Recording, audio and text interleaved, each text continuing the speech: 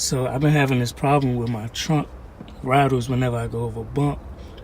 And I found what the problem is this housing, this third brake light housing. Whenever I go over a bump, it shakes. It's this clip right up under here.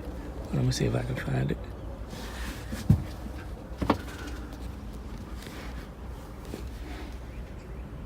It's that clip right there. I'm gonna push up on it so you can see. It's that. Whenever I go over a bump, it does that. So I'm gonna try to fix that.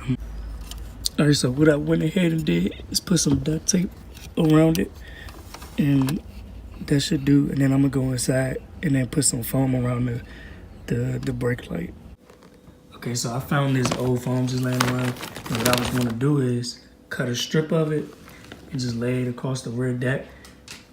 That way, whenever it does bounce back up, it doesn't hit the windshield, because that duct tape, I'm not sure if that's just going to, hold it and keep it stable as much as I want to. So I'm gonna use this foam, that way when it does bounce back, it doesn't hit the windshield.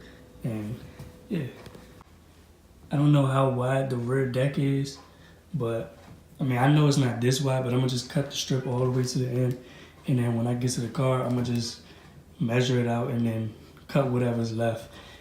But so what I first originally said, I was gonna put the foam around the third brake light, but instead now I'm going to put it across the whole rear deck. That way I can know for sure it's not bumping up against the windshield. And if I would have put it just on the third brake light, then that would have been a chance of it rattling again. Even though I know that I got the problem, I just want to make sure. So I got the foam cut out. What I'm gonna do is I'm gonna just squeeze it back into this space, and then whatever's left, I'm gonna just cut it out. Okay, now I got the foam back there. Now I'm gonna just cut these pieces.